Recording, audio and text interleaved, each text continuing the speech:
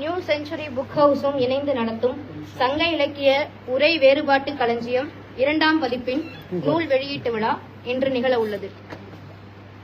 9 தமிழ் அறிஞர்களின் 10 ஆண்டு கால கடின உழைப்பின் மூலம் சாத்தியப்பட்டிருக்கின்ற நிகழ்வு.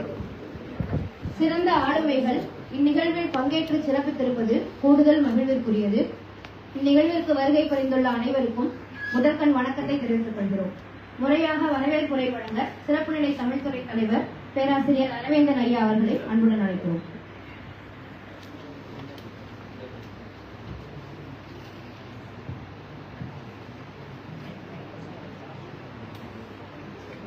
அனைவருக்கும் வணக்கம். இங்கு பங்கேற்றிருக்கின்ற ஒவ்வொருவரையும் வருக வருக என வரவேற்பது பெரும் மகிழ்ச்சி அடைகிறேன். உண்மையிலேயே வாழ்க்கையில் மிக முக்கியமான ஒரு நாள். அதற்கான காரணத்தை என்னுடைய வரவேற்புரையினுடைய இறுதி குறிப்பிடுகின்றேன். மூவர் இங்கு பங்கேற்க வேண்டும் என்று மனப்பூர்வமாக இருக்கிறேன். அதற்கு காரணம் என்பது மாண்புமிகு துணைவேந்தர், அதே போன்று மாண்புமிகு நாடாளுமன்ற உறுப்பினர் அன்பு சகோதரர் திருமாவளவன் ஐயா, அதே போன்று மாண்புமிகு நாடாளுமன்ற உறுப்பினர் அன்பு சகோதரர் திருச்சி சிவா அவர்கள், இவர்கள் மூவரையும் இங்கு பங்கேற்க வேண்டும் என்று விரும்பினால் அதுக்கு முக்கிய காரணம் உண்டு. அது நம்முடைய பல்கலைக்கழகம் சார்ந்தது, என் சார்ந்தது. இதற்கெல்லாம் ஒரு வகையில் காரணமாக இருந்தவர் சகோதரர் ரவிக்குமார் அவர்கள். ஒரு வாரத்தில் நாங்கள் அவரை பார்த்து அண்ணாந்து பார்ப்போம். அங்கு ரவிக்குமார் வருகிறார் என்றால் நாங்கள் ஓடி போடுவோம். எங்க என்ன படிச்சு கேட்பவரும் பயம் இருக்கும். நாங்கள் பிஎஸ்சி படிக்கும்போது அந்த அளவுக்கு நாங்கள் அவரிடம் ஒரு அச்சம் கடந்திருந்தோம்.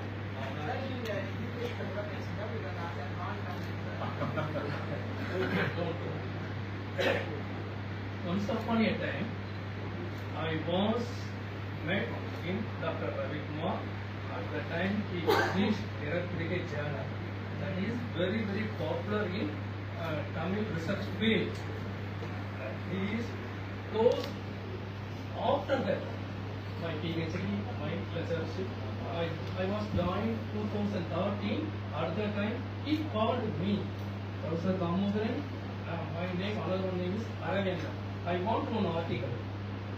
At that time, I closed Dr. Ravi Kumar. After that, I met Sahodara, my brother, Thirumavalavan also. I don't met any politician personally, but Thirumavalavan, Dr. Thirumavalavan is very, very good. Same, Trichy Siva also same.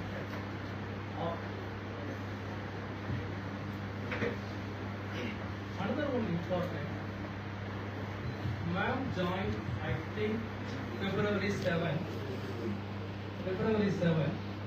I met ma'am February 14. Ma'am asked, "You want anything for your Tamil studies?" Okay, ma'am, I will inform. Same time, Tamil Nadu government asked me one report. Personally, Tamil Nadu government asked.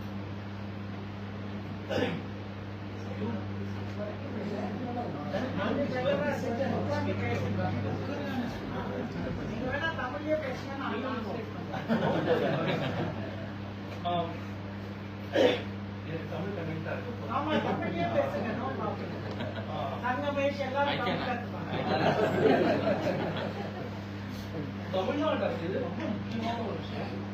Tamil Nadu அரசு என்னிடம் ஒரு அறிக்கை கேட்டது. நான் அவங்ககிட்ட கேட்கிறேன்.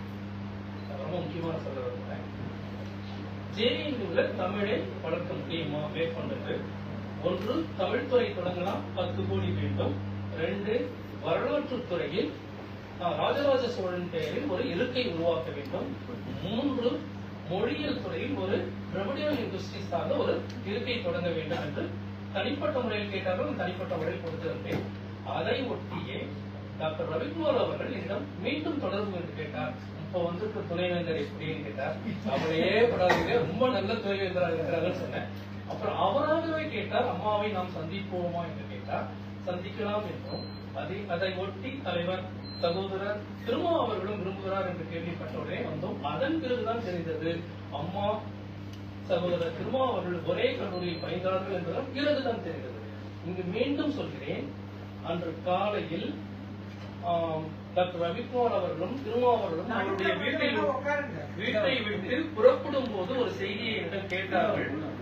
துணைவேந்தரை சந்திக்கும் போது நாம் ஏதேனும் ஒரு வேண்டுகோளை கொடுக்கலாமா என்று கேட்டார்கள். மீண்டும் தெளிவாக சொல்கிறேன், நான் அவர்களிடம் உதவி கேட்கவில்லை, அவர்கள் தான் சொன்னார். ஏன் இவ்வளவு அழுத்தமா நான் சொல்றேன்னா, இது அவர்களுடைய ஆழத்திலிருந்து வந்த ஒரு விருப்பம்.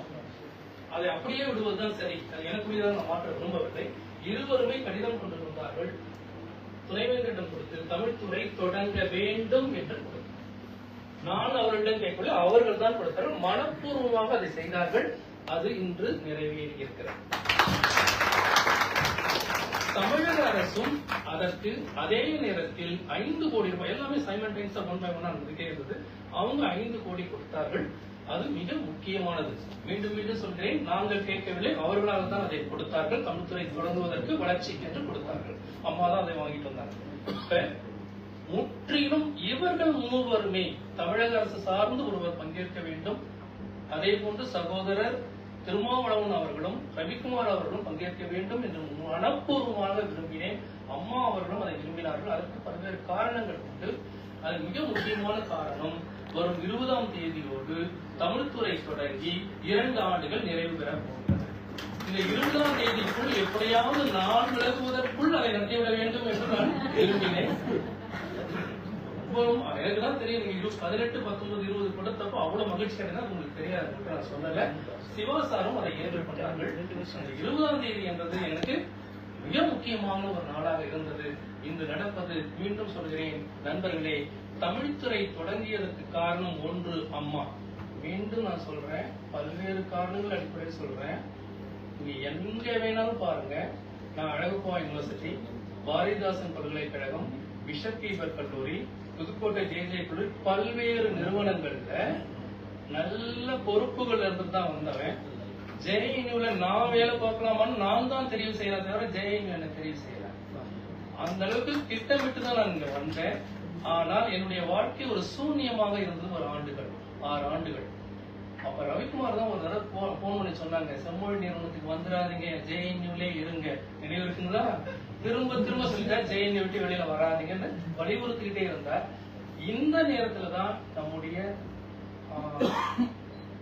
வைஸ் சான்சலர் சொல்றதை விட அன்பு சகோதரியா அம்மா சாந்திஸ்ரீ அவர்கள் இது வந்தார். மிக மிக முக்கியம். அவங்க தொடர்பு ஒரு 5 கருத்துக்களை நான் சொல்லணும். நிர்வாகத்துல தலையிட மாட்டாங்க.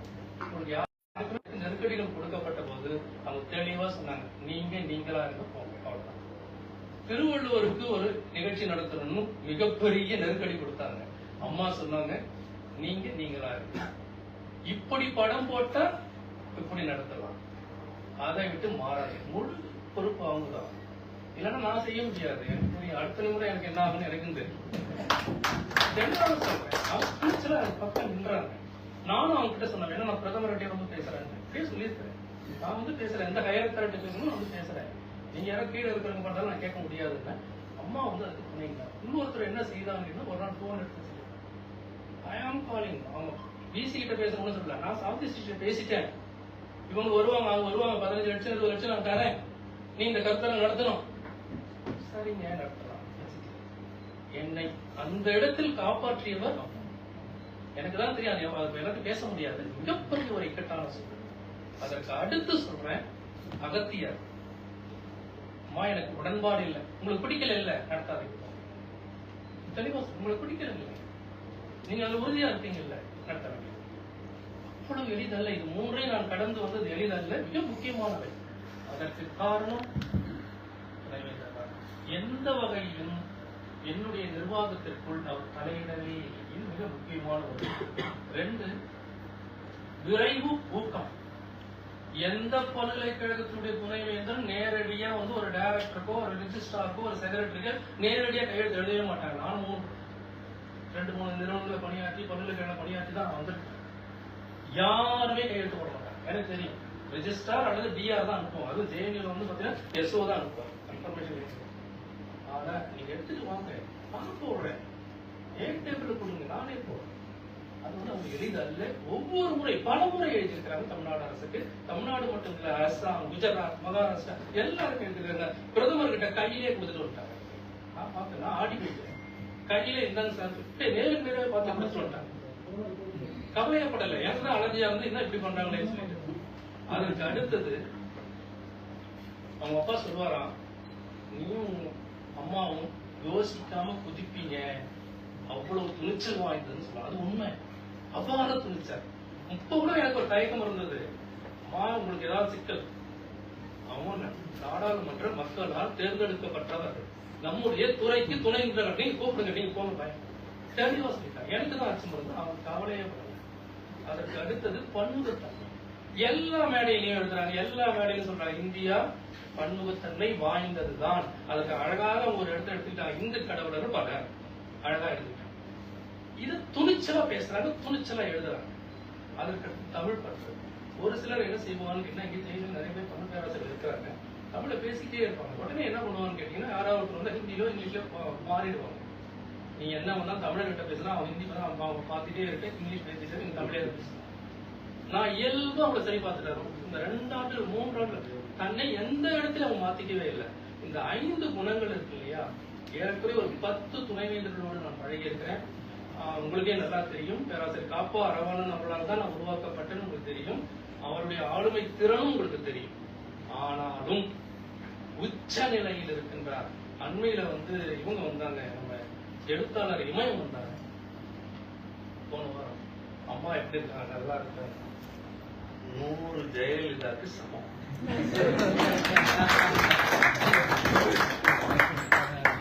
இது மிக மிக முக்கியமானது. இந்த அடிப்படையில் தான் வரணும்னு விரும்புகிறோம். அதே போல தமிழக அரசு வந்து இப்ப சாகித்ய அகாடமி மூலம் கருத்தரங்கு நடத்துவதற்கு 25 லட்சம் கொடுத்திருக்காங்க. திருவள்ளுவர் சிலை நிறுவுவதற்கு கொடுத்திருக்காங்க. ஏப்ரல் 11ஆம் தேதி ஒரு நல்ல அறிவிப்புகள்லாம் வரும்ன்ற நம்பிக்கையோடு இருக்கிறோம். அதனால திருச்சி சிவா அவர்கள் பங்கேற்க வேண்டும் என அதற்கு முக்கிய காரணங்கள் அவர் இருந்தார். அதனால அவர் பங்கேற்க வேண்டும் என்று நினைக்கிறோம். அவர் பெரும்பாலும் வந்து சேர்ந்துருவாங்கன்னு நினைக்கிறேன். அதற்கு அடுத்து இந்த நூல்வாசல்களை பற்றி சொல்லணும். அழகப்பா பல்கலைக்கழகத்தில் நான் பணியாற்றிய போது என்னிடம் பயின்ற இளவல்கள் அங்கு என்னை தேடி இளவல்கள்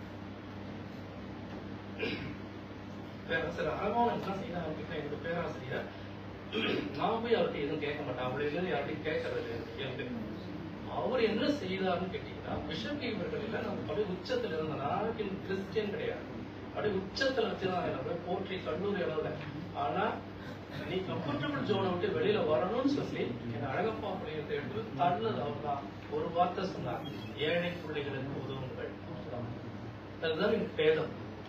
அங்கு படித்து வந்த பிள்ளைங்க தான் உருவாக்கி இருக்காங்க. அப்புறம் வேற 2 நண்பர்கள். இது அவருடைய எளிதல்ல. இந்த புத்தகங்களை பத்தி இங்க சொல்ல இருக்கிறாங்க, அவருடைய எளிதே அல்ல. மிக முக்கியமான தமிழ் வரலாறுல மிக முக்கியமானது.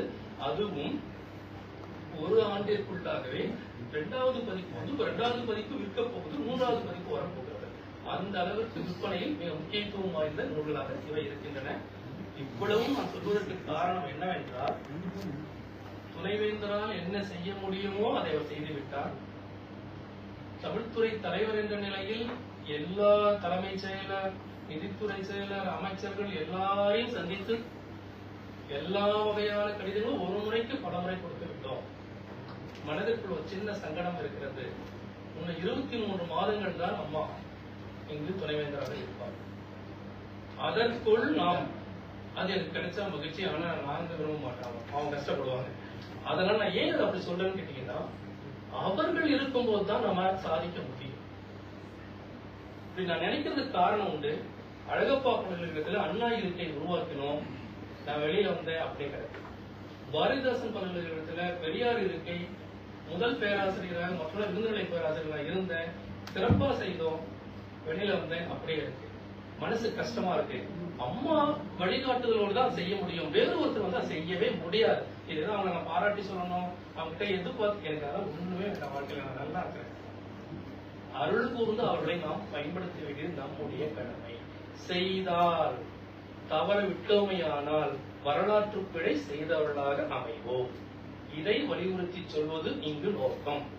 2, ஒரு நன்றி கடனாக உங்களால் நீங்களும் முக்கியமாக இருந்தீர்கள் என்பதை சகோதரர் திருமா அவர்களிடமும் சகோதரர் திருச்சி சிவா அவர்களிடமும் சகோதரர் ரவிக்குமார் அவர்களிடம் தெரிவிக்க விரும்பினேன். அது அம்மா முன்னிலையில் தெரிவிக்க வேண்டும் என்று விரும்பினேன். எனவே தொடர்புடைய அனைவருக்கும் மகிழ்ச்சி, நன்றி, அனைவரையும் வரவேற்று விடைபெறுகிறேன். நன்றி, வணக்கம்.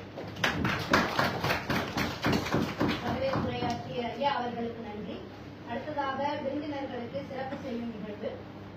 மாநிலங்களவை உறுப்பினர் முனைவர் தொல் திருமாவளவன் அவர்களுக்கு நம் பல்கலைக்கழகத்தின் துணைவேந்தர் பேராசிரியர் சாந்திஸ்ரீ பண்டிட் அவர்கள் சால்வை அணிவித்து சிறப்பு செய்வார்.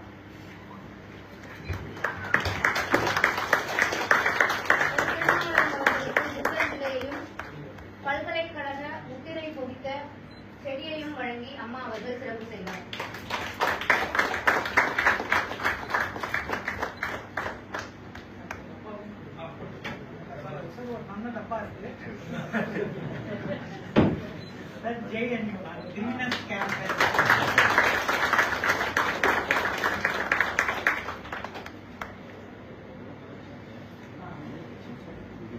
அவங்களே திட்டமிட்டு இருந்து எப்படி வைக்கணும் எல்லாமே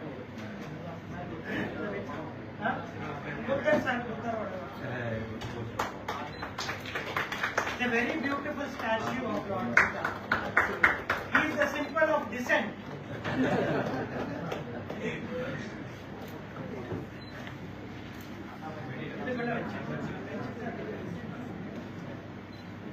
அம்மா அவர்களுக்கு நன்றி. அடுத்ததாக மாண்புமை துணைவேந்தர் அவர்களுக்கு நினைவு பரிசு வழங்க ரவிக்குமார் ஐயா அவர்களுக்கு அம்மா அவர்கள்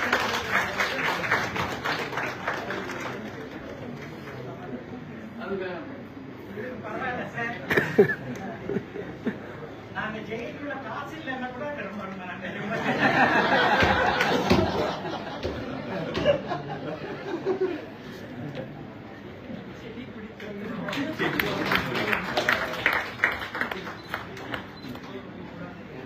அம்மா அவர்களுக்கு நன்றி. அடுத்ததாக துணைவேந்தர் அவர்களுக்கு நினைவு பரிசு வழங்க உரை வேறுபாட்டு களஞ்சிய நூலாசிரியர்களை அன்புடன் அழைக்கிறோம்.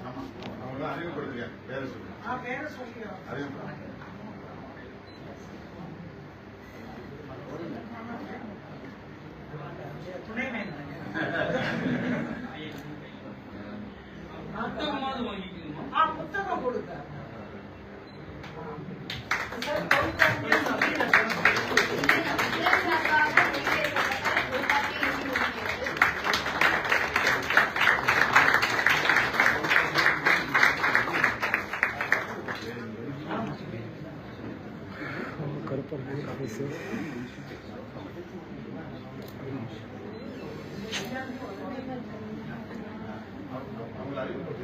எல்லாரும் அனுப்பப்பட்டாங்க.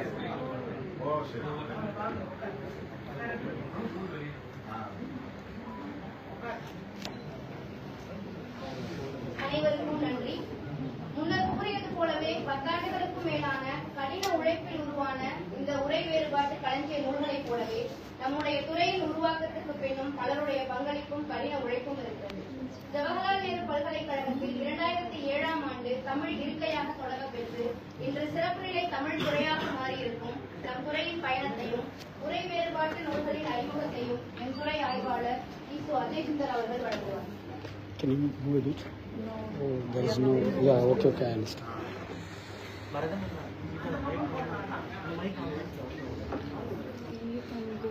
Yeah, sure.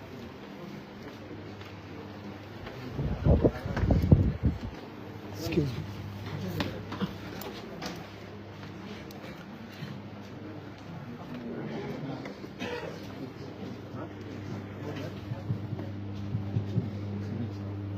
Excuse me. Yeah, hello. Good evening all. Vanakkam. I will begin by presenting a brief history and the key achievements of the Tamil Center at JNU through this presentation.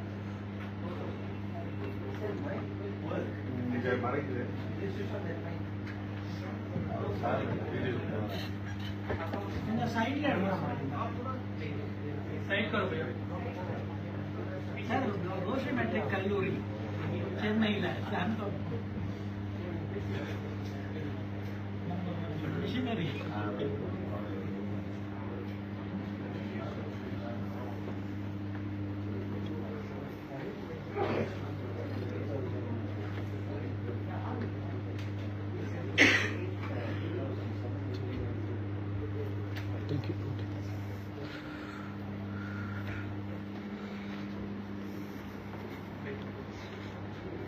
Sorry,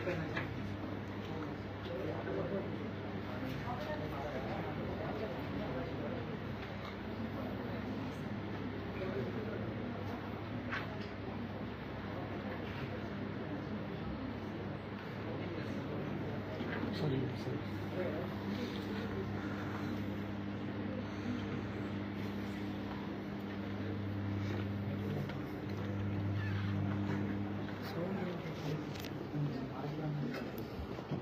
Excuse me, sir.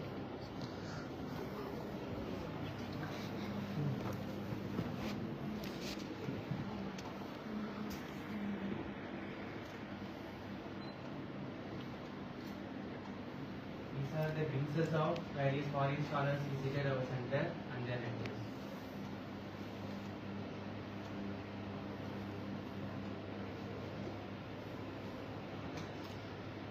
These are the glimpses from our organized webinars.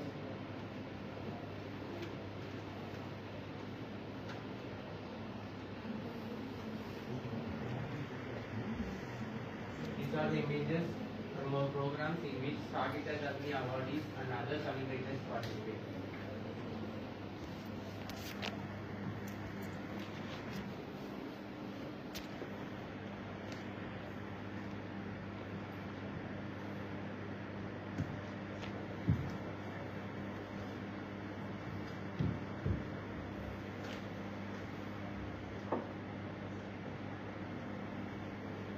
This year, Sagita Academy Awards for Tamil, Sagita Academy Award and Sagita Vedi Translation Award both are awarded to our JNU alumni.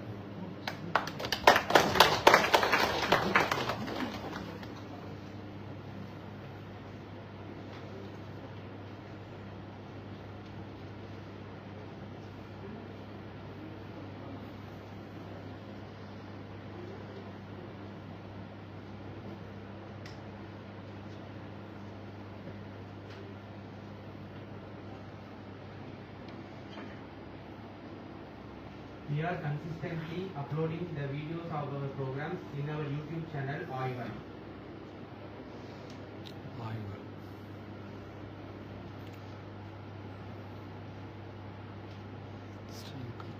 Our scholars frequently visit foreign countries for academic programs.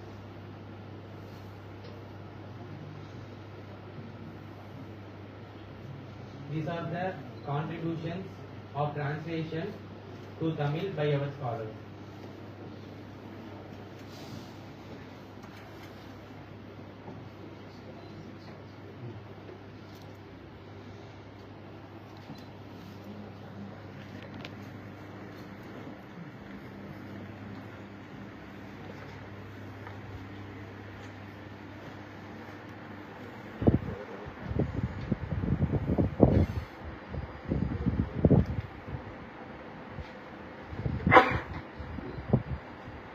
Our alumni are placed in various central universities and other global institutions.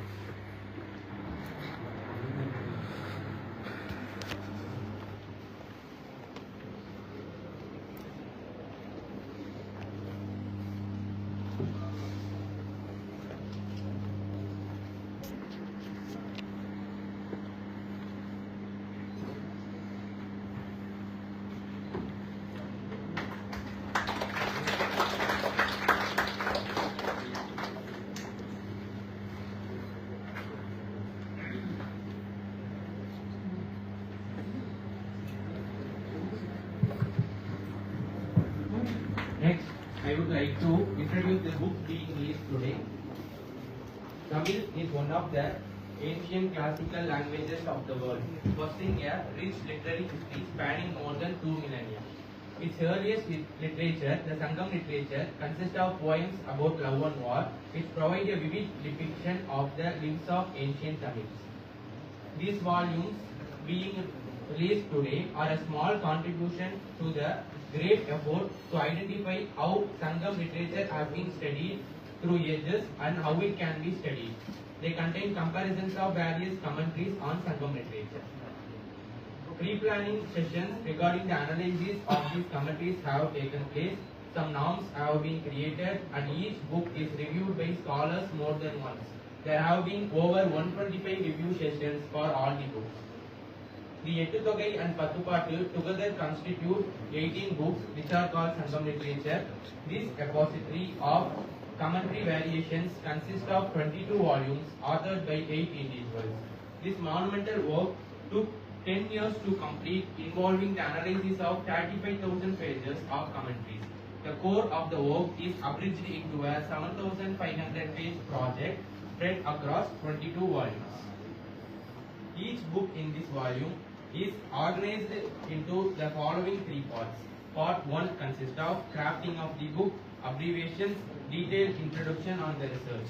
Part 2 consists of full poem, textual variations, commentary variations, meaning of the poem along with glossary. Part 3 consists of collation of appendices, index of the poems, alphabetical order of the names of the poets, and glossaries. The uses of these volumes are as follows. The direct meaning of the song is useful for students. The textual variation section of the specific song is useful for teachers who teach Sangam literature. The textual variation section and the detailed glossary are useful for scholars in epigraphy, numismatics, and archaeology. The textual part of the poem, with the whole poem, is useful for creating a critical edition on the Sangam text.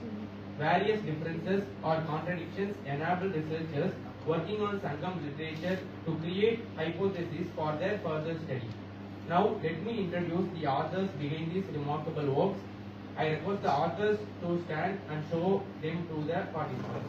The book of 39 commentaries is authored by Dr. K. Balaji. He has written more than 6 books and has been honored with President's Award for Young Classical Scholar. Since 2006, he has been working in colleges. He is currently an associate professor in the Tamil department at PhD College of Arts and Science, Coimbatore. Additionally, he serves as the coordinator. The books of Ainguru Nuru and Paribadal are authored by Logeshwaranyam. He has written more than 6 books and has been working in colleges since 2012. Currently,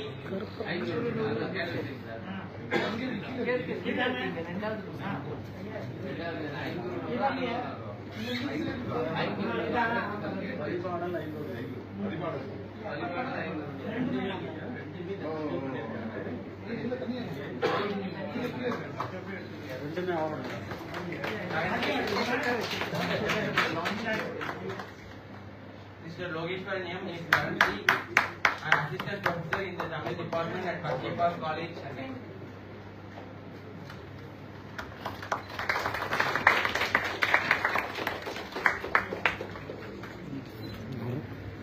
The books of Padithrupathu, Pattinapalai and Nedinalvadai are authored by Maurice Joy, who is not here today. He has written more than 7 books and has been working in various colleges since 1997. Currently, he is an associate professor in the Tamil department at Government Arts and Science College, Velambakam, Chennai.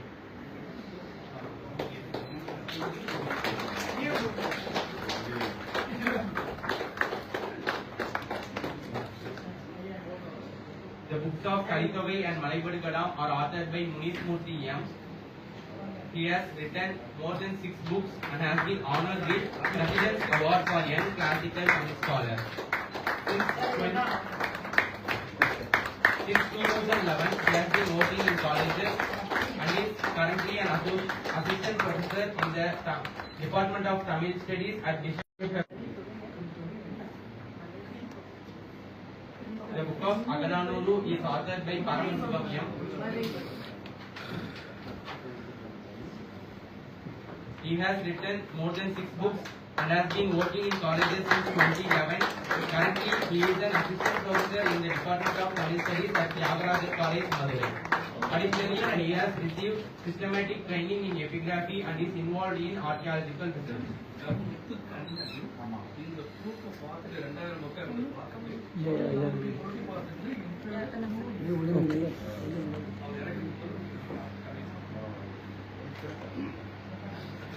The books of Purananuru, Sirubanattupadai, Purunarattupadai and Madurai Kanchi are authored by Selvaraj A, who is not here today. He has written more than 15 books and has been honored with President's Award for Young Tamil Scholar in Classical Languages.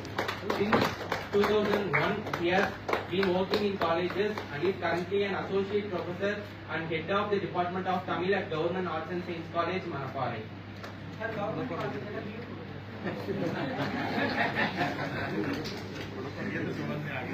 The books of Mullaipattu, Kurichipattu and Thirumurugaattrupadai are authored by Vidya Aravindan.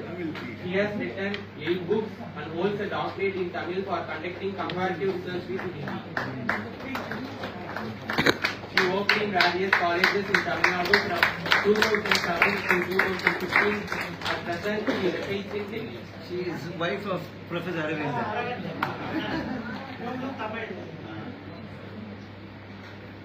The books of Kurundogai, Perumbalatrupadai and Thirumurugaattrupadai are authored by Professor Aravindan Damodaran, who is the chairperson of our Special Center for Tamil Studies.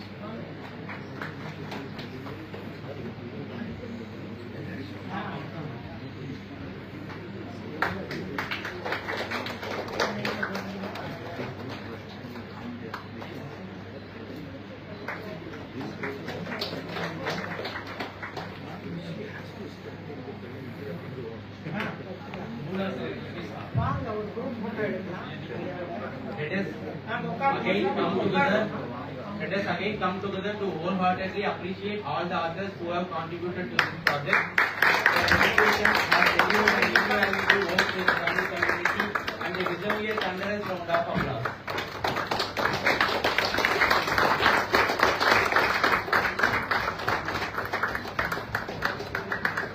Thank you all.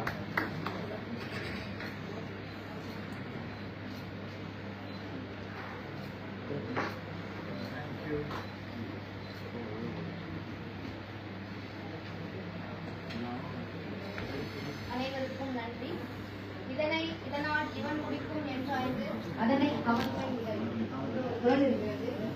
இந்த பணியை இவர்கள் செய்தால் இது மேலும் செம்மைக்கும் என்ற அவர்களது உழைப்பின் மீதும் தமிழ் அறிவின் மீதும் நம்பிக்கை கொண்டு முன்னெடுத்ததன் விளைவாக சங்க இலக்கியத்தின் உரை வேறுபாட்டு நூல்கள் 2ஆம் பதிப்பாக 22 தொகுதிகளாக இன்று வெளியிடப்பட்டதில் பெருமகிழ்ச்சி கொள்கிறோம். அடுத்ததாக நூலாசிரியர்களுக்கு சிறப்பு செய்யும் நிகழ்வு. முதலாவதாக முனைவர் கா. பாலாஜி அவர்களுக்கு மாண்புமிகு துணைவேந்தர் அவர்கள் நினைவு பரிசு வழங்கி சிறப்பிப்பார்.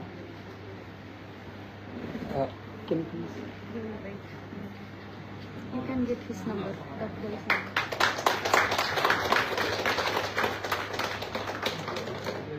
அடுத்ததாக மா. லோகேஸ்வரன் அவர்களுக்கு துணைவேந்தர் நினைவு பரிசு வழங்கி சிறப்பிப்பார்.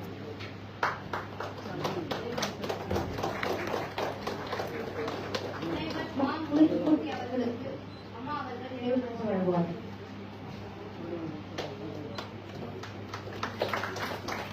முனைவர் கா. பரமசிவம் அவர்களுக்கு அம்மா அவர்கள் நினைவு பரிசு வழங்குவார்.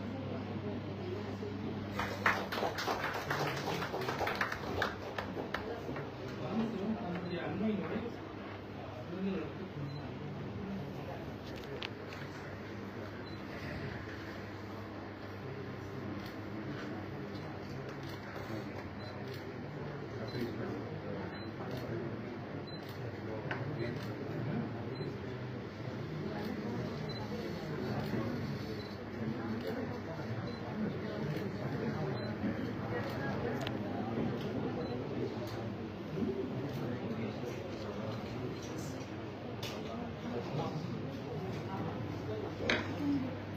Yeah, I will get later.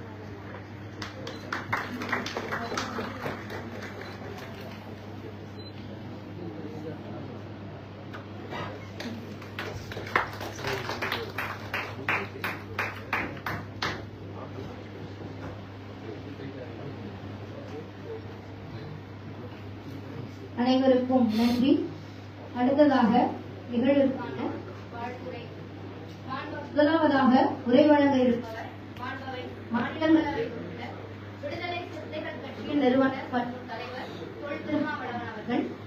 Thirumavalavan Chennai presidency கல்லூரியில் இளங்கலை வேதியியல் பட்டம் விழிப்பு நிலையங்களில் விடுதலை அரசியலை மையப்படுத்தும் அரசியல் செயல்பாட்டாளர். கல்வியும் அதிகாரமும் ஒடுக்கப்பட்டோரின் கைகளில் கிடைத்தால்தான் அவர்களின் விடுதலை சாத்தியம் என்னும் அம்பேத்கரிய பெரியாரிய கருத்தியல் தளத்தில் பயணிப்பவர் தோழர் திரு தமிழ்நாடு சட்டமன்ற உறுப்பினராகவும் 3 முறை மாநிலங்களவை உறுப்பினராகவும் தேர்ந்தெடுக்கப்பட்டுள்ளார்.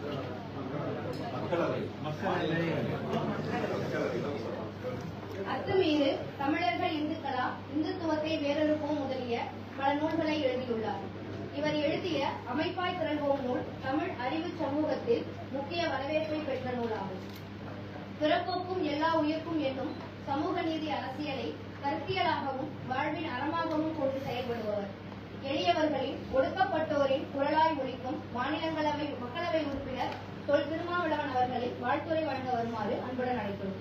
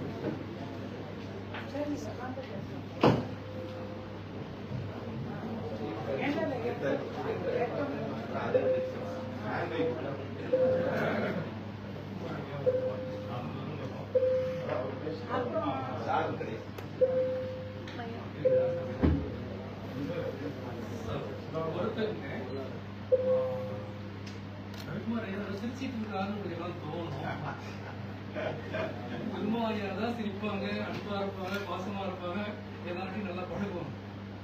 நம்மளை பாட்டுக்கு எடுத்துருவாங்க. ரொம்ப முக்கியமா அவங்க எதற்குதான் சொல்றேன். காரணம் என்னன்னு கேட்டீங்கன்னா, என்ன படிச்சீங்க, என்ன எழுதுனீங்க, இது தவிர வேற எதுவும் வராது. 24/7 அதே வேலை தான். 3 சேனல் பப்ளிஷ் பண்றாங்க. போய் அவ்வளவு எளிதா இல்ல. ஒருவேளை அடுத்த முறை நான் விழுப்புரம் தொகுதியில் நிற்கிறேன், நீங்க எனக்கு இடம் கொடுத்து கொடுப்பாரு. ஆனா மலர்கடியில ஒரு கட்டுரை கொஞ்சம் போடுன்னு சீரியஸா சொல்றேன். மிகச்சிறந்த ஒரு அறிவான், மிகச்சிறந்த ஒரு அறிவான் திரும்ப ஐயா அவங்களை நல்லா ஊக்கப்படுத்தி நல்ல உச்சத்துக்கு கொண்டு வந்திருக்காங்க. மிகச்சிறந்த ஒரு அறிவான். நாம் கவனத்தில் கொள்ள வேண்டிய ஒரு அவங்க வந்திருக்கிறது மிக முக்கியம். 2வது, பத்துப்பாட்டு சார்ந்து என்ன செய்யலாம்னு ஒரு சிறப்பு மலர் வேணும். மலர் கேட்க ஒரு நூல் வரதுக்கு முதலே 1 ஆண்டு எல்லா கதைகளும் சேர்த்து ஒன்னா ஒரு போட்டு இதுக்கு ஒரு முன்னோடி போட்டுக்கலாம். அந்த வகையில 2 வரைக்கும் நான் சொன்னா நம்ம படிச்சேன்.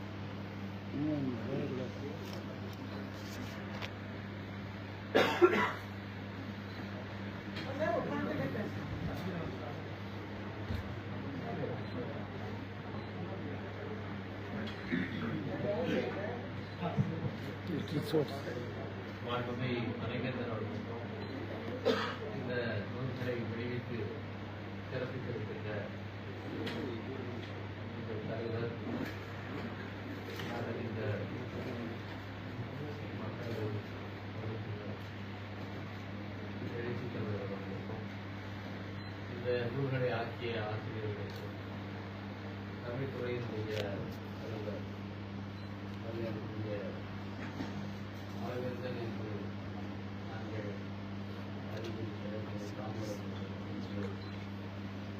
பங்கேற்றிருக்கிற பல்வேறு துறைகள் சார்ந்த தலைவரோடு இந்த நிகழ்ச்சியை பார்ப்பதற்காக வந்து அவர்கள் வராததாக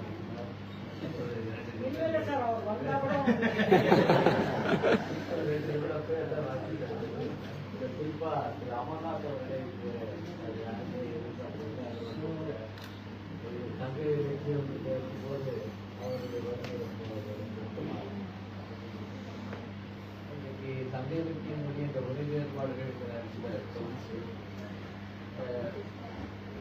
ஆய்வாளர்களாக இருந்து இன்னைக்கு ஆசிரியர்களாக மாறியிருக்கிறவர்கள் ஏற்கனவே பேராசிரியர்களாக குறிப்பாக நான் பொதுவாக சொல்றது தமிழ் துறை இன்னைக்கு எல்லா இடங்களிலும் தமிழ் ஆய்வு கொஞ்சம் வளர்ந்து கொண்டிருக்கிறதுனா அதற்கு தமிழ் பேராசிரியர் குறிப்பாக ஒரு சில பேராசிரியர் பெயர் சொல்லி சொல்லலாம். அது வந்து அரவிந்தன் அவர்கள் வந்து முக்கியமான அவர் என்னன்னா இன்னும் இருந்த ஒரு குரு சிஷிய பாரம்பரியம் இன்னமும் தமிழ்ல பாதுகாத்துட்டு இருக்காங்க. அப்படி சில பேராசிரியர்கள் தன்னுடைய மாணவர்களை ஊக்குவித்து அதன் மூலம்தான் தமிழ் ஆய்வு இன்னைக்கு ஈடுபாடு என்பது நிச்சயமாவது வெளியே தெரிய வந்திருக்கிறது. அப்படி திரு அரவணன் அவர்களால் உருவாக்கப்படுவதுதான் நம்முடைய சமூகங்கள். அவர் கூட சிறப்பு செல்வராசி, அது போல மயிலாடுதுறையில் தமிழ் இந்த 3 பேரும் அவரால் உருவாக்கப்பட்டு இன்னைக்கு அவர் வழியிலேயே அதே போல அடுத்த தலைமுறையை உருவாக்கணும். இது ஒரு மிக முக்கியமான விஷயம். அந்த ஒரு பயிற்சி இருக்கிறதுனால தான் இந்த மாதிரியான ஒரு தொகை நூல்கள் நமக்கு கிடைக்குது. வேற எந்த பேராசிரியர்களும் இப்படி ஒரு கூட்டு முயற்சி. அவர் பேராசிரியர்கள் பல நூல்கள் எழுதிய பேராசிரியர்கள் இருக்காங்க. ஆனா இப்படி ஒரு கூட்டு முயற்சியில அவர்களை ஊக்குவித்து அவர்களை எழுத வைத்து அதை வெளியிடக்கூடிய ஒரு பரந்த உள்ளம் கொண்டவர்கள் இருக்கிறாங்கன்னா அது ஒரு செய்தித்தான். அந்த விதத்துல ரொம்ப ரொம்ப முக்கியமான ஒரு நிகழ்ச்சி. அது மிகவும் முக்கியமான காரணமாக இருக்கிற திரு அரவிந்தன் அவர்களை எவ்வளவு பாராட்டுவதும் நம்முடைய தமிழ்ல எவ்வளவோ நிறைய அதிக நூல்கள் ஏற்பட்டிருக்கின்றன. திருக்குறளுக்கு இது மாதிரியான ஒரு உரை களஞ்சியம் தயாரிக்கப்பட்டது. அது பல வால்யூமா திருக்குறளுக்கான உரை களஞ்சியம் பல வால்யூமா அத்தனை வேறுபாடுகள், அத்தனை பாடகர்கள் அதையெல்லாம் கண்டுபிடித்து அந்த உரை களஞ்சியம் மதுரை பல்கலைக்கழகத்தால் மதுரை சட்டமன்ற இருக்கிற அது உரை களஞ்சியம் மதுரை பல்கலைக்கழகத்தால் வெளியிடப்பட்டது. அந்த மாதிரியான பதிப்பு முயற்சிகள் இது பல்கலைக்கழகங்கள் முன்னெடுத்து செய்யும். இன்னைக்கு ஜவஹர்லால் நேரு பல்கலைக்கழகம் புகழ்வாய்ந்த பல்கலைக்கழகம்.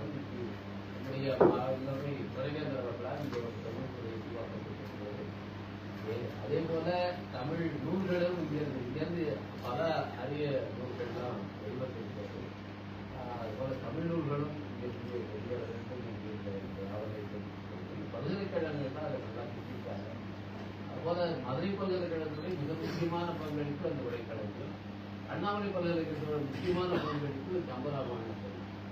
அது கம்பராமாயணம் படித்து அவர்கள் செய்தது போல வேற எத்தனையோ இதெல்லாம் வந்திருக்கு. ஆனால் இவ்வளவு அத்தன்டிக்கா சிறப்பான உரை அது. அதை நான் போய் அன்றைக்கு முதல்வராக இருந்த கலைஞர் அவர்கிட்ட சொன்னேன். அப்போ செம்மொழி தமிழ் மாநாடு அதை மறுபதிப்பு கொண்டு வர வேண்டும். நான் அண்ணாமலையை படித்த மாட்டேன். அதை நாங்கள் மறுபதிப்பு கொண்டு வர வேண்டும் என்று கேட்டேன். அவர்கள் பொதுப்பதிவாளர், கடவுள் மறுப்பாளர் அப்படிலாம் இருந்தாலும் கம்பராமாயணத்தில் மறுபதிப்பு கொண்டு வர வேண்டும். உடனே அதிலிருந்து நிதிஒதுக்கி அந்த செம்மொழி தமிழ் மாநாட்டுக்கு தான் அந்த அண்ணாமலை பல்கலைக்கழகத்துக்கு மீண்டும் அந்த மறுபதிப்பு கொண்டு வரும். அதுபோல இதெல்லாம் ஒரு பல்கலைக்கழகம் செய்ய வேண்டிய பணி. இன்னைக்கு இந்த தங்கநிலை உறவுபாடு தொகுப்பு ஒரு பல்கலைக்கழகம் செய்ய வேண்டிய பணி. அதை ஒரு தரமான பல்கலைக்கழகம் போல இன்னைக்கு நம்முடைய அரவிந்தன் அவர்களும் மற்ற ஆய்வாளர்களும் செயல்பட்டிருக்கிறார்கள்.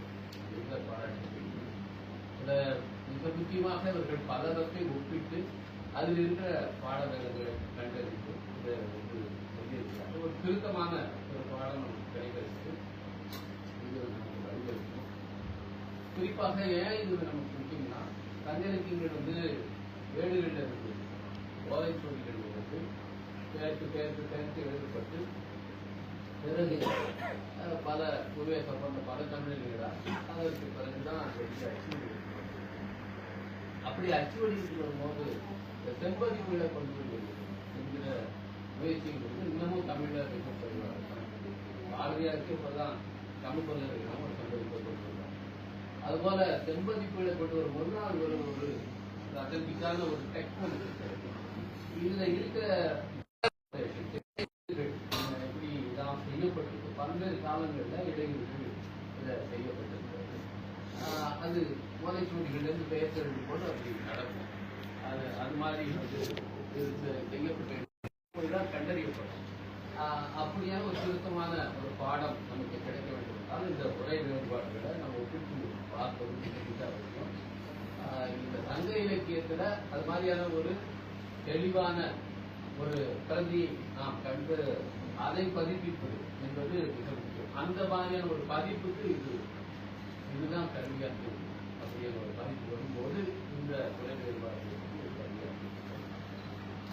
இதுல இன்னமும் நாம் பார்க்க வேண்டியது இந்த சங்க இலக்கியங்கள் தான் நம்ம தமிழ் மொழி செம்மொழி என்ற அங்கீகாரத்தை இந்திய அரசு பெறுவதற்கு இதுதான் வந்து அடித்தளமாக ஆதாரமாக கொடுக்கப்பட்டது.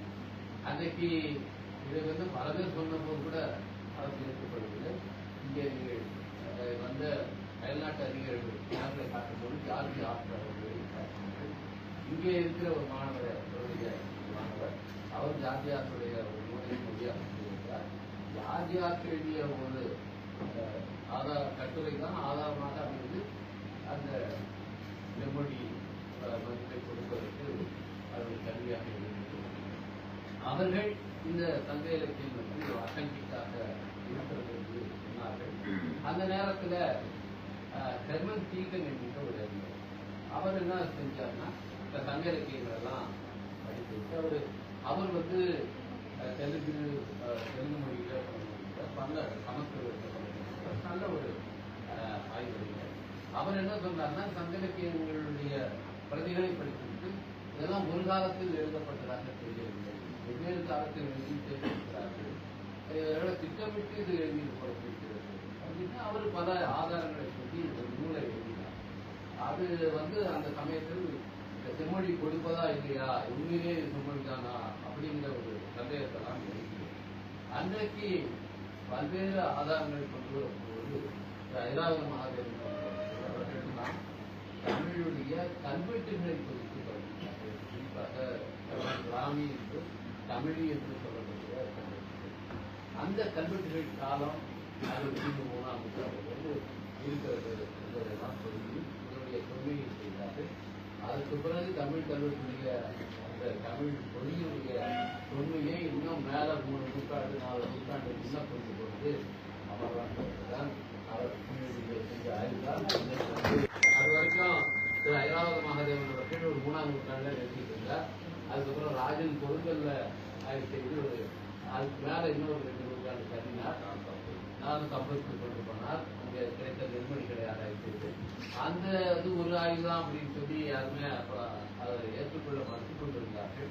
அந்த நேரத்தில் தன்னுடைய கீழடி ஆய்வு மூலமாக யாரும் மறுக்க முடியாத பல ஆதாரங்கள் வரும்போது 6ஆம் நூற்றாண்டு 7ஆம் நூற்றாண்டு அளவிலேயே நகர நாகரிகம் ஏற்பது என்பதை கண்டறிந்து செல்வர் முழுமையாக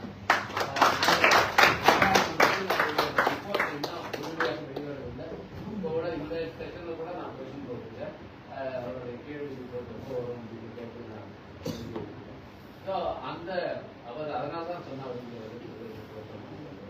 எனவே இந்த செய்திருக்கிற இந்த உடனேற்பாடு என்பது சாதாரணமான வேலை கிடையாது. ஏதோ ஆய்வு ஒரு பணியாக இருக்கிறது. இது தமிழ் மொழிக்கு செய்திருக்கிற மிகப்பெரிய பங்கு. ஆய்வு முக்கியமான ஆய்வாக இருக்கிறது என்றால் பல ஆய்வுகளுக்கு அது வழிபாடு அந்த விதத்தில் இந்த உரை வேறுபாடுகள் ஒதுக்கிவிட்டு நிச்சயமாக இது அடுத்த கட்டமாக ஒரு ஆதாரபூர்வமான ஒரு பிரதியை சங்க இலக்கிய பிரதியை உருவாக்குவதற்கு தூண்டும். அத்தகைய பிரதிகளுடைய பதிப்பு ஒரு செம்பதிப்புகள் வரும்போது யாராலும் மறுக்க முடியாத ஒரு தொன்மையோடு தமிழ் மொழியுடைய தொன்மை இருக்கிறோம். அதற்கு வழிமொழிய அரவிந்தன் அவர்களுக்கும் அவர்களோடு உடனுழைத்த அத்தனை அறிஞர் பெருமக்களுக்கும் இவர்களெல்லாம் இன்னைக்கு இவ்வளவு ஊக்கப்படுத்தி துணைவேந்தர்கள் எழுத சகோதரியாக தமிழ் பற்று அவங்களுடைய தாயார் நான் இங்க வந்து இவங்க அப்பாயிண்ட் ஆகுதும் டிசி இருக்கு. அதுக்காக தொடர்ந்து மற்ற டிசியெல்லாம் நாங்கள் வந்து பார்த்துட்டு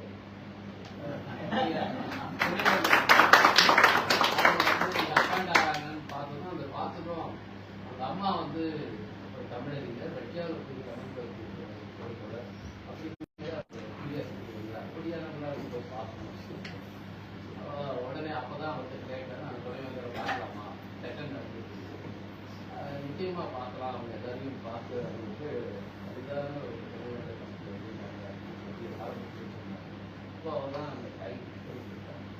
வரும்போதே வணக்கம் ஒரு கோரிக்கை வச்சா அவங்க ஏதோ தப்பா நினைப்பாங்க. வந்து வரும்போதே ஏதோ ஒரு வந்து நாங்கள் எப்பவும் அரசாங்கத்துக்கு கோரிக்கை வச்சுட்டு இந்த மாதிரி நினைச்சிருவாங்க. இல்லை நீங்கள் கோரிக்கை அப்போதுதான் இந்த தமிழரை பற்றிய வளைவு தலைவர் இங்கே மட்டும் இல்லை, எங்கே போனாலும் நாங்கள் தமிழுக்காக இருக்கிறோம்.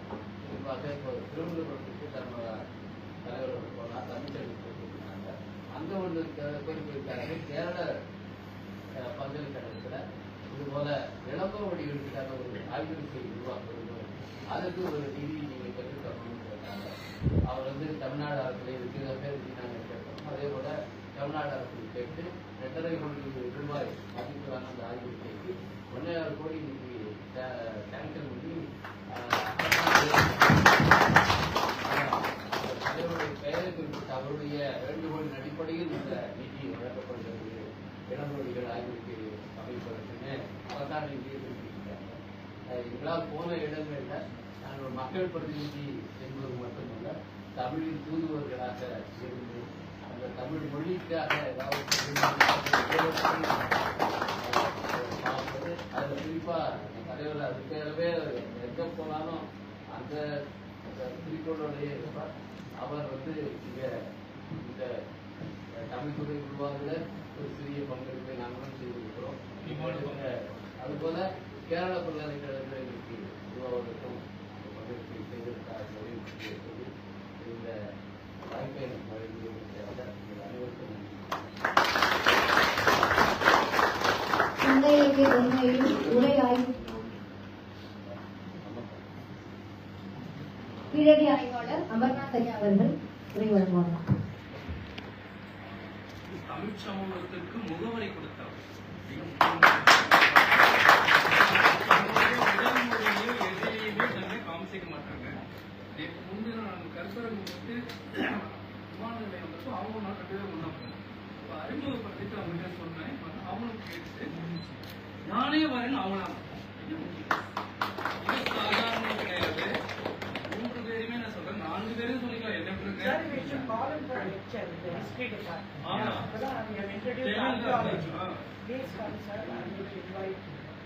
Anybody from history? History. These two. Invite him. 3 people are here. School of History.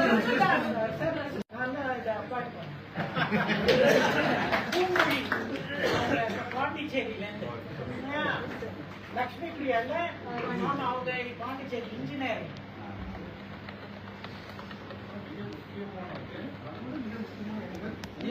எனக்கு வளைஞ்சு கொடுத்தாங்க. 4 பேர் யாரும் அவளை கூட்டிட்டு நம்ம அம்மா எப்படி அதே போல 3-4 பேரையும் எந்த வகையும் யாரையும் வளைச்சிட முடியாது. அது மிக முக்கியமான ஒரு ஆளுமை.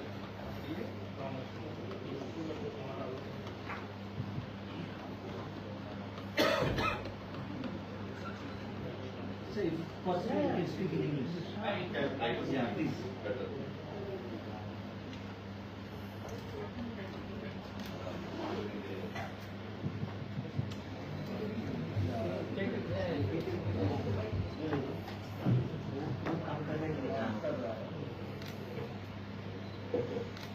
மாண்டோரை துணைவேந்தர் அவர்களே, மாண்புமிகு மக்களவை உறுப்பினர் திருமாவளவன் அவர்களே, மாண்புமிகு மக்களவை உறுப்பினர் ரவிக்குமார் அவர்களே, பேராசிரியர் அரவிந்தன் அவர்களே, மேலும் பேராசிரியர் பெருமக்கள் நண்பர்களே, அனைவருக்கும் என்னுடைய வணக்கத்தை நான் தெரிவித்துக் கொள்கிறேன்.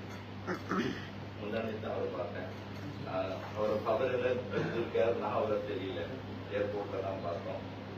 இந்த மாதிரி ஒரு நிகழ்ச்சி இருக்குன்னு சொன்னாரு, வாங்க. நான் கண்டிப்பா நான் வர்றேன். ஏன்னா எல்லா இடங்களிலும் நம்முடைய பெருமை நாம் பேச வேண்டும். நான் பெருமிதத்தை பேசுவது கிடையாது. என்னை பொறுத்தளவு ஆதாரங்களை பேசணும். நம்மகிட்ட என்ன ஆதாரங்கள் இருக்கிறதோ. Basically, I am an archaeologist. I am presently working as a director in Agriculture of India. I did my excavations at Killedi. That's the turning point for in Tamil Nadu, basically. In Tamil Nadu, so many excavations are conducted. I don't want to say everything here. I can say numbering, like Arikamedu, Kaveri, Kumbhatta, milestone, but no significant records regarding the Sangam Major, Sangam Tamil has not been clarified in any way of our excavations. But our team was very small team. I was working in 2013 and 14, and we are in search of finding some habitation sites in Tamil Nadu. The reason behind this Tamil Nadu, we have having a lot of megalithic sites. We always did megalithic excavations. We never classified who are the megalithic builders. That's the problem with us. We never see who was the megalithic builders. Generally we say we are having the Sangam literatures, but we are not connected the Sangam literatures with archaeological materials till date before the excavation of Kirali, I can say. Our objective basically was mostly I was working in North India, particularly I was working in Rakhigarhi also. 2000 I was working in Rakhigarhi. During that time only the skeleton was excavated. That skeleton was DNA on 2014 by Professor Sinde. In that experience, and as well, I was working in Sravasti also near UP. That experience given me and my team. I was that time I was in charge of the excavation branch southern region. The reason for the excavation branch is creation of the excavation branch is to identify the sites and basically to new discoveries. That is why the excavation branches were created in ASI. Particularly, most of the excavation branches are established in northern India, particularly beyond India. Delhi there is a excavation branch, Patna there is a excavation branch, Bhubaneswar was an excavation branch, Baroda as well as Nagpur. But there is no excavation branch particularly created for southern India. It was created only in 2001 by government of as Magadevaya belongs to Karnataka. He started the excavation at Karnataka near Bellary. Kurgodu he was discovered new Neolithic sites. After that 2013 I was posted there in excavation branch Bangalore. I was heading that branch and I was with only 2 assistant archaeologists and only small number of students, 6 students were working with me. That time we have conceived an idea. Why not we try to find out a river valley civilization in Tamil Nadu? That's why we selected the area, particularly Vaigi. Vaigi, the reason for the selection is Sangam literature has given enormous evidence and enormous references about Vaigi. Just I can say in Paripadal, you can get the 29 poems are there for Vaigi only. Besides, there's a lot of reference about Madurai, but we never seen anything. We have not compared anything with our literature. We are generally excavated, simply we said every time the megalithic site, this type of megalithic, this kind of megalithic, this is Mengir, this is urn burial, this is chest burial or something. We have not ever just classified who was the megalithic builder, how they created the megalithic. We put forth the question, just before starting our work, we tried to find out who was the builder. Then only we can able to identify the civilization. That is why we have started the exploration and carried out the exploration. After completion of excavation, we come across near about 293 sites in and around Vaigi. That is the most important discovery in Tamil Nadu. Such an exploration is ever conducted in Tamil Nadu. We have did it and we found near about 100 habitation sites in the river. That is the unique finding. So many habitation sites are there. Basically, habitation sites only gives the evolution of the culture, not the burial. Burial is the component of the habitation site. One of the component of the habitation site, but habitation never seen by any archaeologist in Tamil Nadu, purely like Arikkamedu we left, Kadari Bhupattam we ever seen. Adishpur is purely a burial site. In these circumstances, our exploration was aimed to find out habitation site. Based on that, we found a site at Madurai is one of the ancient city of India. Sir நிறைய கால் வந்துட்டு இருக்கு, நிறைய கால் உங்களுக்கு வந்துட்டு இருக்கு. சைலண்ட்ல போட்டுங்க. அதுக்கு இல்லை, ஏதாவது எமர்ஜென்சி இருக்கு எடுத்து பேசுங்க. ரொம்ப நேரமாக டிஸ்கனெக்ட் தான் பண்ணிட்டு கட்டப்பட்டு மூர்த்தி அவர்களே, முனைவர் ரா மகிழேந்தி அவர்களே, முனைவர் ஆர் செல்வராஜ் அவர்களே, முனைவர் நித்யா அரவிந்தன் அவர்களே, மற்றும் இங்கே கூடியிருக்கிற பேராசிரியர் பெருமக்களே, மாணவ செல்வங்களே, உங்கள் அனைவருக்கும் என்னுடைய பணிவார்ந்த வணக்கத்தை தெரிவித்துக் கொள்கிறேன். இந்த நிகழ்வில் பங்கேற்று உங்களோடு சில கருத்துக்களை பகிர்ந்து கொள்வதற்கான வாய்ப்பை எனக்கு வழங்கியமைக்காக துணைவேந்தர் அம்மா அவர்களுக்கும் பேராசிரியர் அரவிந்தன் அவர்களுக்கும் என்னுடைய சிறப்பான நன்றியை முதலில் குறித்தாக்குகிறேன். இந்த நிகழ்ச்சிக்கு என்னை பேராசிரியர் அரவிந்தன் அவர்கள் வந்து அழைத்த போது எனக்கு சற்று தயக்கமாக இருந்தது. சங்க இலக்கியம், உரை வேறுபாட்டு களஞ்சியம், வெளியீட்டு விழாவில் நமக்கு என்ன சம்பந்தம், நாம் இதில் என்ன செய்ய போகிறோம், தமிழ் உணர்வு உண்டே தவிர இலக்கிய ஈடுபாடு கிடையாது. ஆர்வம் உண்டு, ஆனால் அதில் எந்த தொடர்பும் இல்லை. ஆனால் இங்கே வந்த பிறகு அரவிந்தன் அவர்கள் பேசிய பிறகுதான் எதற்காக இங்கே அழைத்திருக்கிறார் என்பதை அறிய முடிந்தது. நானே மறந்து போய்விட்டேன். இங்கே இப்படி ஒரு இருக்கை தொடங்க பெற்று இது வெற்றிகரமாக நடைபெற்றுக் கொண்டிருக்கிறது என்பதை மறந்தே போய்விட்டேன். வந்து அம்மா அறையிலே அமர்ந்து தேநீர் அறிந்து கொண்டிருந்த போது ரவிக்குமார் அவர்களிடத்திலே கேட்டேன், நாம் ஏற்கனவே ஏதோ ஒரு கோரிக்கை வைத்தோமே, அந்த கோரிக்கை நிறைவேறிவிட்டதா என்று கேட்டேன். இன்னும் மறந்து போய்விட்டதா உங்களுக்கு? அந்த துறை தொடங்க பெற்று அதனுடைய தலைவராகத்தான் அரவிந்தன் அவர்கள் இருக்கிறார். அது ஏற்பாடு செய்திருக்கிற நிகழ்ச்சியில் தான் நாம் பங்கேற்க போகிறோம் என்று சொன்னார். அடுத்தடுத்து பல்வேறு பணிச்சுமைகளை ஒட்டி நாங்கள் ஓடிக்கொண்டே இருப்பதனால் இது போன்ற நிகழ்வுகள் நினைவிலே நிற்பதில்லை. அதேபோல கேரளா பல்கலைக்கழகத்திலே இளங்கோவடிகள் இருக்கை தொடங்க பெற்றது. அது தொடர்பான அறிவிப்பு வந்தபோது அதற்கு நாங்கள் தான் கடிதம் கொடுத்தோம், என்னுடைய பெயரில் அதை கொடுத்தோம் என்பது கூட மறந்து போய்விட்டது. கேரளாவில் இருந்து நண்பர் ஒருவர் தொலைபேசியை அழைத்து நன்றி சொன்னார். எதற்கு எனக்கு நன்றி சொல்வதீர்கள் என்று கேட்டேன். சில விவரம் சொன்னால் நான் ரவிக்குமார் இடத்திலே மறுபடியும் அதை உறுதிப்படுத்திக் கொண்டேன். ஆக தமிழ் உணர்வு உண்டு, தமிழ் ஆர்வம் உண்டு, ஈடுபாடு உண்டு என்றாலும் உங்களைப் போல இந்த சங்க இலக்கியங்களில் பெரிய ஈடுபாடு இல்லை, அல்லது ஆய்வு நோக்கில் அவற்றை படிக்கிற வாய்ப்புகள் இல்லை. சங்க இலக்கியங்கள் நமக்கு எவ்வளவு பெரிய சான்று ஆவணங்களாக இருக்கின்றன என்பதை உங்களுடைய ஆய்வுகள் உறுதிப்படுத்துகின்றன. இப்போது அமர்நாத் அவர்களும் மிக சிறப்பான ஒரு செய்தியை சொன்னார். சங்க இலக்கியங்களில் சொல்லப்படுகிற உண்மைகளை தொல்லியல் அடிப்படையிலே உறுதிப்படுத்துவதற்கு ஆதாரங்கள் இல்லை. அந்த ஆதாரங்களை தேடிக்கொண்டிருந்தோம். நமக்கு கீழடி அதற்கு ஒத்துழைப்பாக இருந்தது என்று குறிப்பிட்டார்.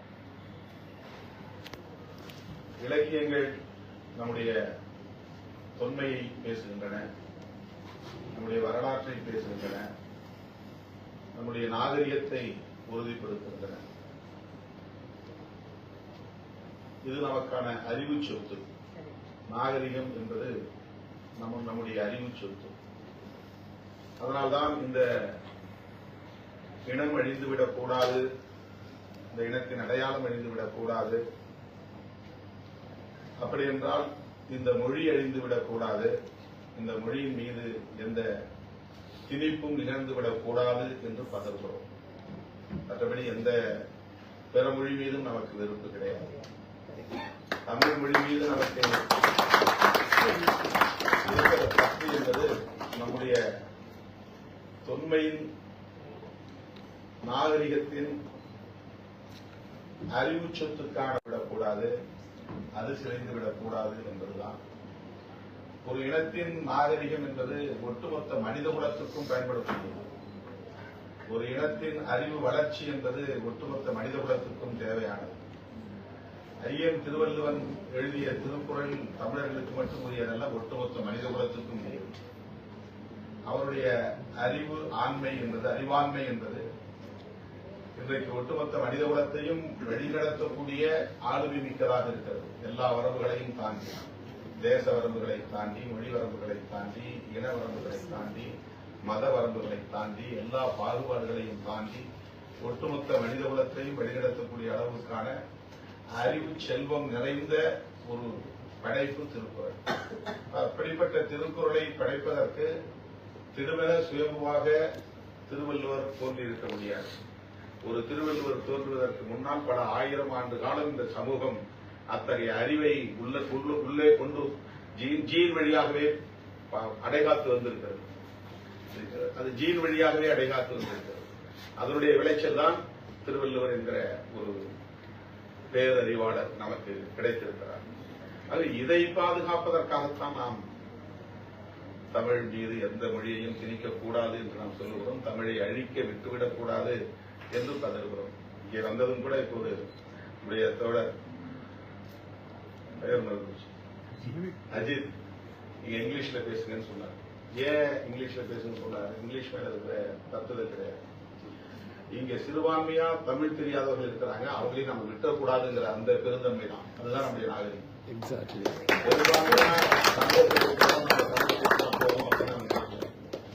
கொஞ்சம் பேர் தமிழ் தெரியாதவங்க இருக்கிறாங்க, அந்த தமிழ் தெரியாதவங்களையும் நம்ம மதிக்கணும், அவங்க உணர்வுகளை மதிக்கணும், அவங்க நம்ம பேசுவதை கேட்கணும் அப்படிங்கிற அந்த உணர்வு இருக்கு பாருங்க. இதுதான் தமிழர் நாகரிகம்.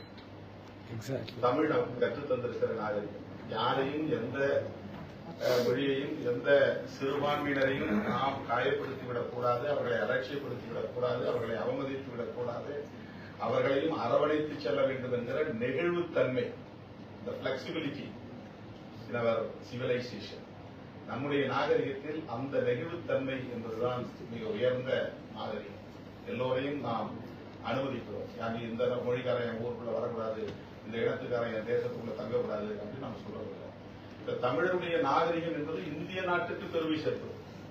இது தமிழ்நாட்டுக்கு மட்டுமல்ல.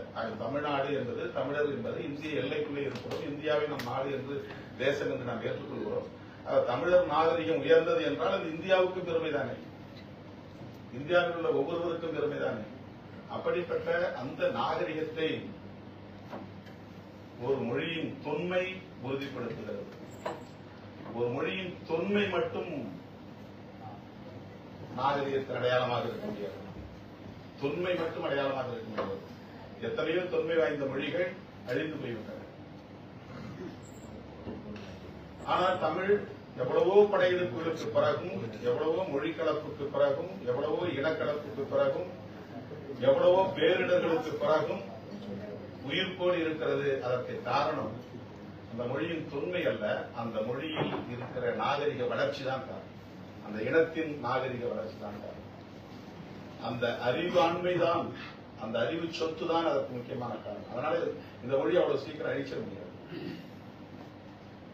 கண்டென்ட் இல்லாததான் அழியும், ஸ்டப் இல்லாததான் அழியும்.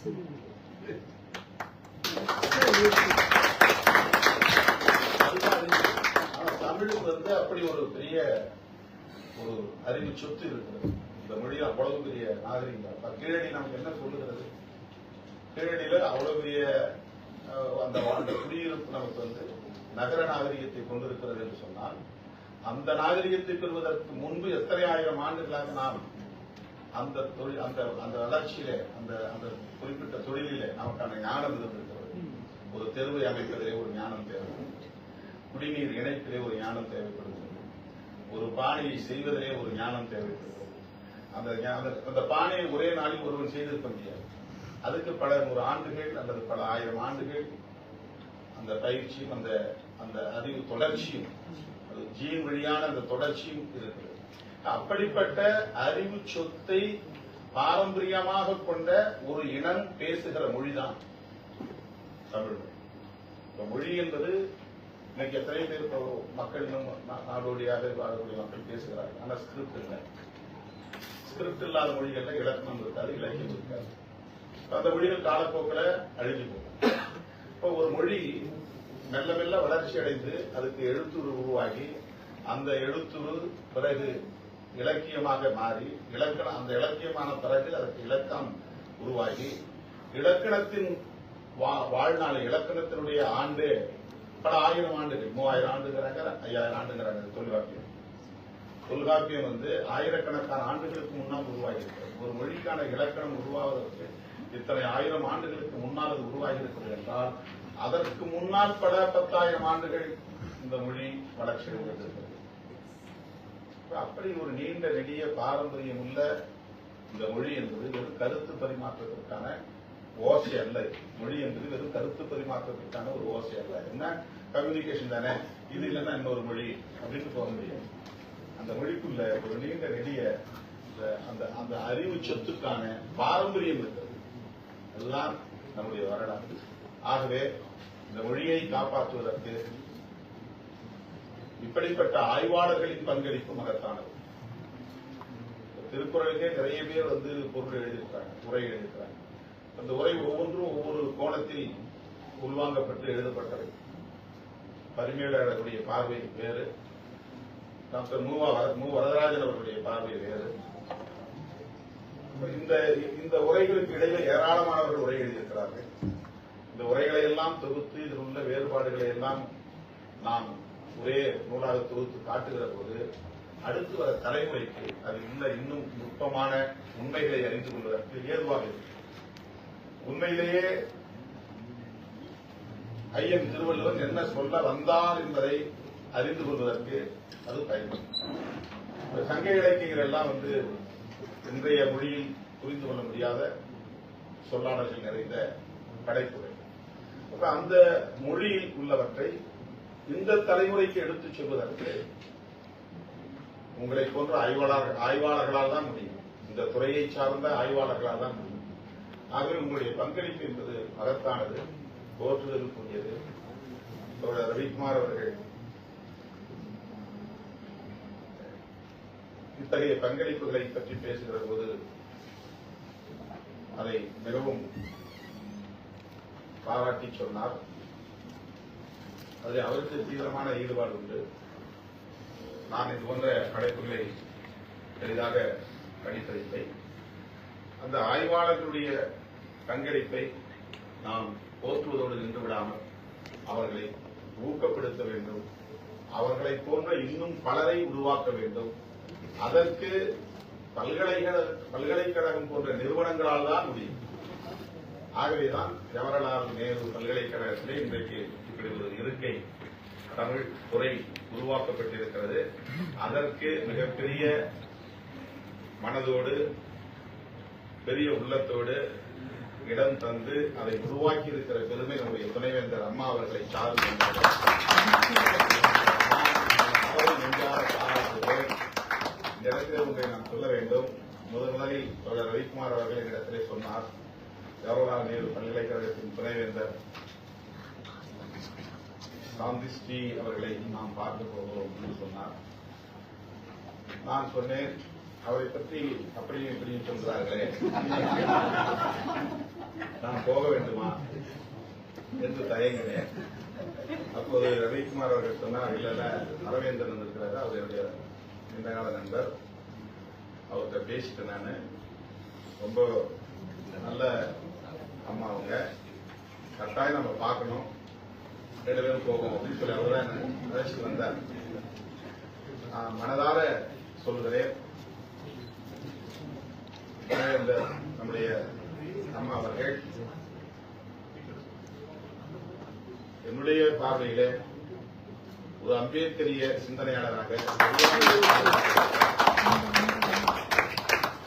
விளிம்புநிலை மக்களின் உணர்வுகளை மதிக்கக்கூடியவராக, வேண்டும் வெறுக்க வேண்டும் என்பதில் உடன்பாடு உள்ளவராக, அதிலே தீவிர ஈடுபாடு உள்ளவராக, அதிலே தெளிவுள்ளவராக, முகத்துதிக்காக நாம் வர்றதுனால அம்பேத்கரை பற்றி பேசுறது, பெரியாரை பற்றி பேசுறது அப்படின்னு இல்லாம அதில் தெளிவுள்ளவராகவும் அவர் இருக்கிறார் என்பதை அவரோடு உரையாடியதிலிருந்து என்னால் உணர முடிகிறது. அதனால்தான் இந்த புத்தகங்களை இங்கே வெளியிடுவதற்கும் அதைவிட நான் இதிலே பங்கேற்பதற்கும் அவர் இடமளித்திருக்கிறார். அதற்காக நான் மனமாற அவருக்கு நன்றி சொல்ல கடமைப்பட்டிருக்கிறேன். அவர் மேலும் மீண்டும் இந்த பல்கலைக்கழகத்தின் துணைவேந்தராக பொறுப்பேற்று தொடர்ந்து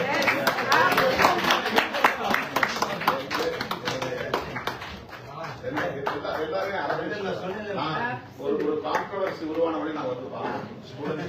பிரச்சனை ஆச்சு. அந்த பிரச்சனை நேரத்திலே நாங்க வந்தோம். அந்த நெருக்கடியான நேரத்தில் அப்ப அவங்க சொன்னாங்க, இல்ல நான் இந்த மாதிரி இதை ஷார்ட் அவுட் பண்ணிட்டேன், பிரச்சனை இல்லாம முடிச்சிருவேன் அப்படின்னு சொன்னாங்க. அதே மாதிரி முடிச்சாங்க. அதை அவங்க கொண்டுட்டு பிரச்சனையை மேலும் மேலும் பெருசாக்கல. ரொம்ப சுமூகமான முறையில அந்த பிரச்சனையை முடிச்சாங்க. அவங்கள்ட்ட உண்மையிலேயே அம்பேத்கர் அரசியல் மீதும் பெரியார் அரசியல் மீதும் இந்தியாவின் பன்மைத்துவத்தின் மீதும் தமிழின் பாரம்பரியத்தின் மீதும் ஒரு புரிதல் இருக்கிறது, தெளிவு இருக்கிறது, அதில் ஒரு நம்பிக்கை இருக்கிறது. அதற்காக அவரை நான் பாராட்டுகிறேன், வாழ்த்துகிறேன். இந்த வாய்ப்புக்கு நன்றி கூறுகிறேன். மொழி என்பது வெறும் பரிமாற்ற கருவி அல்ல, அது ஒரு பண்பாட்டின் அடையாளம், ஒரு நாகரிகத்தின் அறிவு சொத்து, ஒரு இன மக்களின் வாழ்வியல். தலைவர் பேசிட்டாரு, ஃபினிஷ் பண்ணிடுங்க. நீங்க பேசிட்டாரு, சார்ஜர் லோ ஆயிடுச்சு, ஃபினிஷ்